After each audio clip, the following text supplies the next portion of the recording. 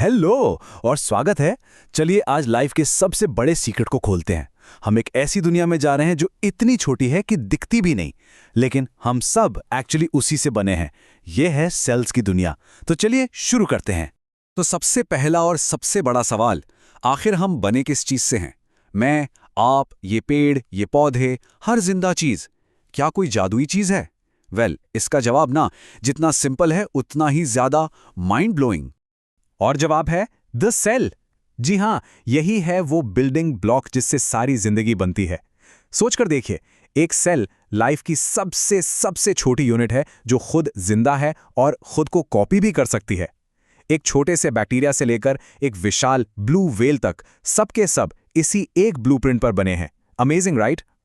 लेकिन सवाल यह है कि इन ब्रिक्स ऑफ लाइफ को ढूंढा किसने?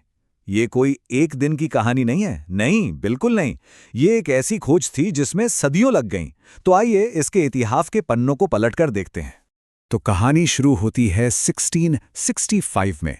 रॉबर्ट हुक ने एक सिंपल से माइक्रोस्कोप से कॉर्क के टुकड़े में छोटे छोटे खाली डिब्बे देखे और उन्हें नाम दिया सेल्स। लेकिन ये तो डेड सेल्स थे। असली गेम चेंजर आए 1670s में, एंटोन वैन लीवेनहुक। उन्होंने अपने बेहतर माइक्रोस्कोप से पानी की एक बूंद में कुछ चलती फिरती चीजें देखीं। पहली बार जिंदा सेल्स। फिर कहानी तेजी से आगे बढ़ती है 1839 तक, जहां श्लाइडन और श्वान ने मिलकर यह ऐलान किया कि भाई, सारे प्लांट्स और एनिमल्स सेल से ही बने हैं। और इस पूरी पजल का आखिरी सबसे इंपॉर्टेंट टुकड़ा 1855 में रुडोल्फ वर्चो ने जोड़ा। उनका कहना था ओमनिस सेलुला ई सेलुला, मतलब हर नया सेल एक पुराने सेल से ही बनता है। और बस सेल थ्योरी पूरी हो गई। तो ठीक है, अब ये तो साफ हो गया कि सब कुछ सेल से बना है। पर क्या सारे सेल्स एक जैसे होते हैं? बिल्कुल नहीं। सोच लीजिए कि लाइफ के पास दो मेन डिजाइन ब्लूप्रिंट्स हैं। एक एकदम सिंपल और दूसरा बेहद कॉम्प्लेक्स। और ये रहे वो दो ब्लूप्रिंट्स। एक तरफ हैं प्रोकैरियोटिक सेल्स। इन्हें ना एक सिंपल से वन रूम स्टूडियो अपार्टमेंट की तरह समझिए। कोई अलग कमरा नहीं, कोई कंपार्टमेंट नहीं। जो भी जरूरी सामान है, मतलब डीएनए, वो सब बस एक ही जगह पर बिखरा पड़ा है, जैसे बैक्टीरिया होते हैं। और दूसरी तरफ आते हैं यूकैरियोटिक सेल्स। ये एक पूरे मैंशन की तरह हैं, बड़े कॉम्प्लेक्स, जिसमें डीएनए के लिए खास कमरा है, द न्यूक्लियस, और बाकी कामों के लिए भी अलग अलग रूम्स हैं, जिन्हें हम ऑर्गेनेल्स कहते हैं। हम लोगों के सेल्स, प्लांट्स के, एनिमल्स के, सब यूकैरियोटिक हैं। ओके, तो अब इस यूकैरियोटिक मैंशन के भी दो अलग अलग मॉडल्स हैं, समझ लीजिए, प्लांट सेल्स और एनिमल सेल्स। देखिए, प्लांट सेल्स के बाहर ना एक एक्स्ट्रा सख्त दीवार होती है जिसे सेल वॉल कहते हैं, सपोर्ट के लिए, जैसे बिल्डिंग का स्ट्रक्चर। इसीलिए उनका शेप फिक्स्ड होता है। साथ ही उनके पास क्लोरोप्लास्ट्स भी होते हैं। ये उनके अपने सोलर पैनल्स हैं जो धूप से खाना बनाते हैं। इस प्रोसेस को तो हम जानते ही हैं, फोटोसिंथेसिस। एनिमल सेल्स में ये दोनों ही चीजें नहीं होती, इसीलिए हमारे सेल्स ज्यादा फ्लेक्सिबल होते हैं। तो चलिए अब इस कॉम्प्लेक्स सेल के अंदर चलते हैं एक टूर पर। देखते हैं कि ये छोटी सी फैक्ट्री आखिर काम कैसे करती है। इस फैक्ट्री के अंदर जो अलग अलग मशीन पार्ट्स हैं ना, उन्हें ही हम ऑर्गेनेल्स कहते हैं। और हर एक का अपना एक स्पेशल काम है। तो मिलते हैं सेल के मेन डिपार्टमेंट से। सबसे पहले न्यूक्लियस। ये है सेल का कंट्रोल सेंटर, इसका सीईओ। सारी इंफॉर्मेशन, पूरा डीएनए ब्लूप्रिंट सब यही हैं। फिर आते हैं माइटोकॉन्ड्रिया।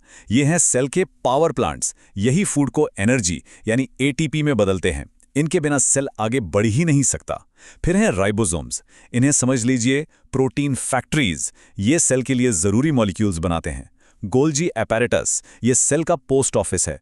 प्रोटीन्स को पैक करना, उन पर एड्रेस लिखना और सही जगह भेजना, ये इनका काम है। और इस पूरी सिटी के चारों तरफ एक बाउंड्री वॉल है, प्लाज्मा मेम्ब्रेन। ये एक सिक्योरिटी गेट की तरह है जो डिसाइड करती है कि कौन अंदर आएगा और कौन बाहर जाएगा। सब कुछ एकदम परफेक्टली कोऑर्डिनेटेड। ओके, तो हमने सेल का स्ट्रक्चर तो देख लिया, उसके सारे पार्ट्स भी समझ लिए। लेकिन एक सेल कोई रुकी हुई चीज थोड़ी है, नहीं, ये एक जिंदा डायनामिक चीज है।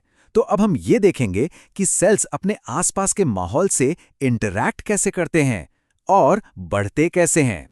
तो सबसे पहले एक बहुत ही जरूरी प्रोसेस है जिसे कहते हैं ऑस्मोसिस। बिल्कुल आसान भाषा में यह सेल के पानी पीने का तरीका है। पानी ना हमेशा वहां से मूव करता है जहां वो ज्यादा है, उस तरफ जहां वो कम है, एक सेमी परमिएबल मेम्ब्रेन के थ्रू। सुनने में सिंपल लगता है, पर लाइफ के लिए ये प्रोसेस एब्सोल्युटली क्रिटिकल है। तो अब देखते हैं इसका असर क्या होता है। सोच लीजिए सेल एक बलून है। अगर आप उसे हाइपोटोनिक सॉल्यूशन में डालते हैं, यानी लगभग साफ पानी में, तो सारा पानी तेजी से अंदर भागेगा और सेल फूल जाएगा। वही अगर आप उसे हाइपरटोनिक सॉल्यूशन में, यानी बहुत नमकीन पानी में डाल दें, तो सेल के अंदर का सारा पानी बाहर निकल जाएगा और सेल सिकुड़ जाएगा। और परफेक्ट बैलेंस कहाँ मिलता है? आइसोटोनिक सॉल्यूशन में, जहां जितना पानी अंदर आता है उतना ही बाहर जाता है, बिल्कुल नॉर्मल। लेकिन एक सेल सिर्फ पानी पीकर तो नहीं जीता ना, उसे ग्रो भी करना है, चोट ठीक करनी है, रिप्रोड्यूस करना है। और इन सब कामों के लिए एक सेल को कुछ कमाल का करना पड़ता है। उसे खुद को परफेक्टली कॉपी करके डिवाइड करना पड़ता है। और ग्रोथ और रिपेयर के लिए इस डिवीजन प्रोसेस का नाम है मिटोसिस। और ये ना एक बहुत ही खूबसूरत कोरियोग्राफ्ड डांस जैसा है। पहले प्रोफेज में डीएनए कंडेंस होकर एक्स शेप के क्रोमोसोम्स बनाता है। फिर मेटाफेज में ये सारे क्रोमोसोम्स स्टेज के बीच में एक लाइन में खड़े हो जाते हैं। एनाफेज में इनके पार्टनर्स इनको छोड़कर ऑपोजिट दिशाओं में खींचे जाते हैं। और आखिर में टीलोफेज में इन दोनों अलग अलग ग्रुप्स के चारों तरफ दो नए न्यूक्लियाई बन जाते हैं। और इस डांस का फाइनल रिजल्ट क्या है? एक सेल से दो बिल्कुल सेम आइडेंटिकल डॉटर सेल्स।